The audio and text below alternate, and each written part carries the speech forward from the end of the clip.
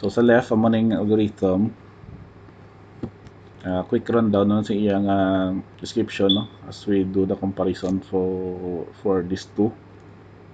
A procedure for solving problems amo ning algorithm ta. Is shown step by step instruction. It's complex and difficult to understand initially, and it is convenient to debug errors, and the solution is showcased in natural language. Though it is somewhat easier to solve this complex problem, and it costs more time to create an algorithm. So mambal tayo initially for basing our example, medyo ano pa na siya. Kumbaga amo pa ng pinaka basic pag po kung mga later on kung mag-go ka mo sa mga company level or mga business process level of creating an algorithm, medyo dira na gyud na magwa ang pagka-complex niya kag it would take more time to create it. So in comparison to a flowchart, ang kung procedure siya sa algorithm, sa flowchart naman niya is graphical. This is a graphic representation of a process and is shown in block by block information diagram. Rather than step sa process, sa algorithm, sa flowchart naman niya block, and it is mostly intuitive and easy to understand by that setup, no. It is hard to debug for errors galing, but in comparison, it is shown in pictorial format rather than natural language and algorithm. It is also hard to solve complex problem, and though it costs less time in creating a flowchart rather than creating an algorithm. So sa advantages naman naton, we have anom lang. But given naman to kayo sa comparison may mga similar man to nga na-mention ng una. So effective communication, no, better way of communication connecting the logic of the system, given especially for clients na maning flowchart yung ginagamit naton. And then effective analysis using flowchart problem can be analyzed more efficiently. And for easy debugging and efficient testing, the flowchart helps in the debugging testing process.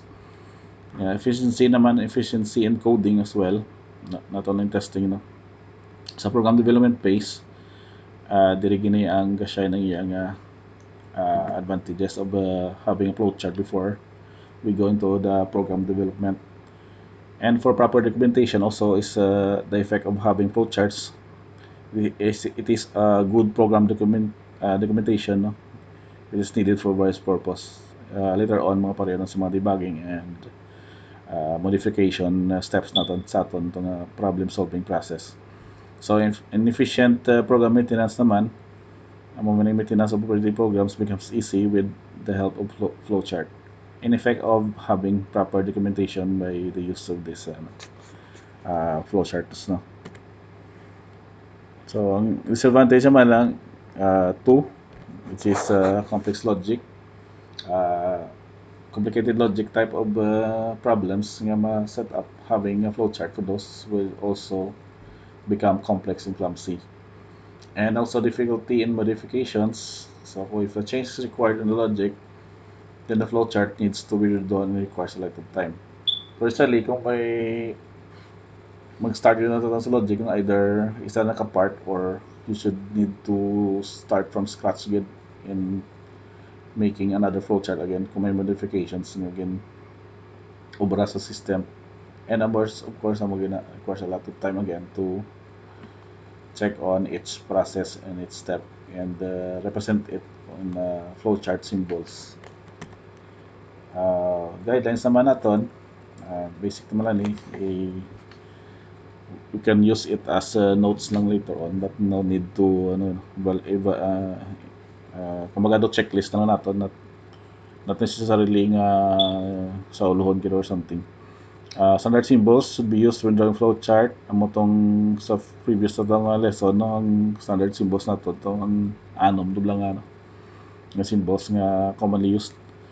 Then ensure that flowchart has a start or end stop.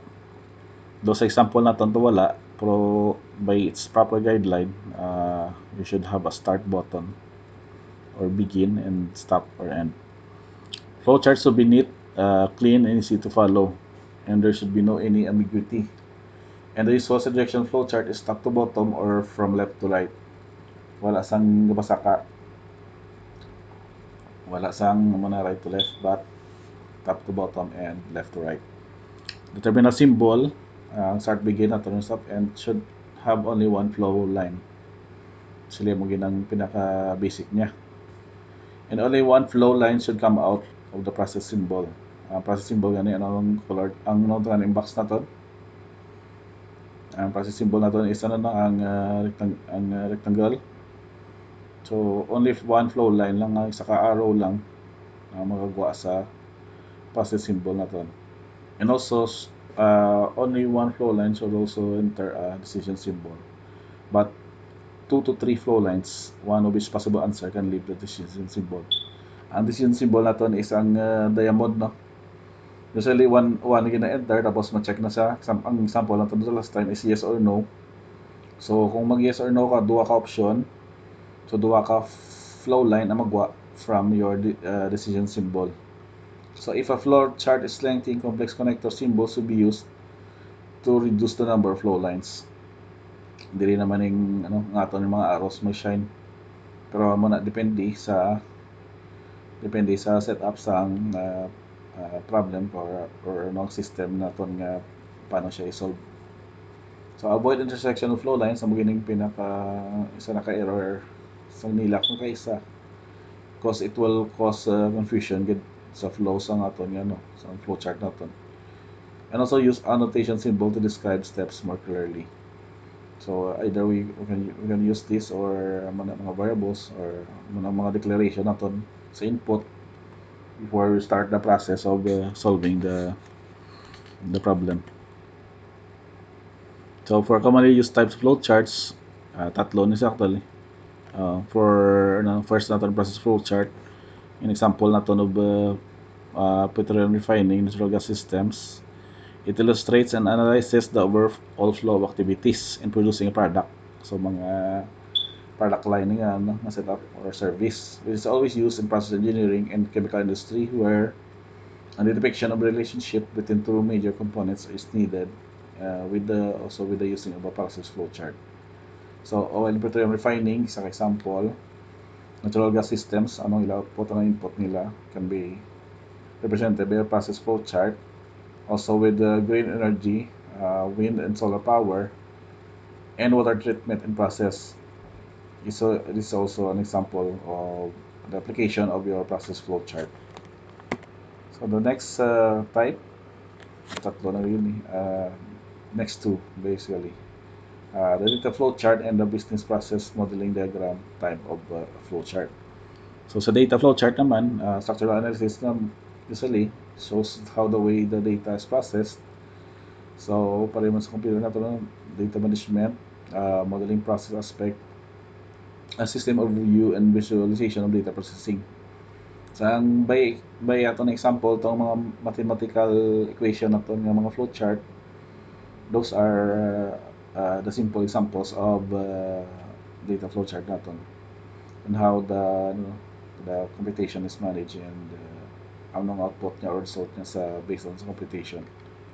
So sa business process modeling diagram naman, a graphical representation of specifying business processes in a workflow and is used for creating graphical models of business processing operations. Basic application niya is on analytical representation of business processes, illustrating business processes of an organization. Pa ito sa example tutuguro ang sa HR to lang how an HR evaluates an employee either for promotion and sa mga benefits niya.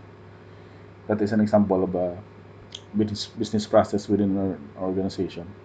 Also on process improvement and simplifying understanding of business activities, flow and process. So mostly for for managerial type not only having to check specific nga mga numbers but on items and the kind of business process ang gina set up, gina evaluate, gina represent na sa dayon by this kind of flowchart naton, which is the business process modeling diagram. So may isa naton na example naman.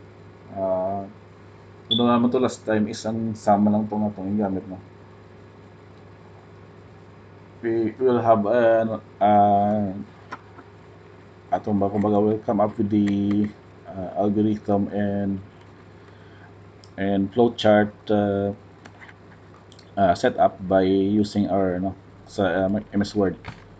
So amo na yata problem sa main operation naman of these three numbers, ano ko na yan na i-shift ko na sa Microsoft Office ang aton nga screen para nga makita yung kung paano siya i-develop by using also the built-in to nga shapes to sa aton nga MS Word. So i-stop na na and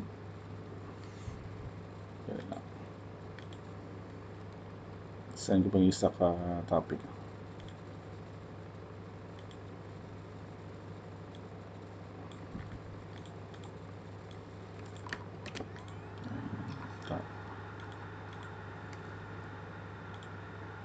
Screen.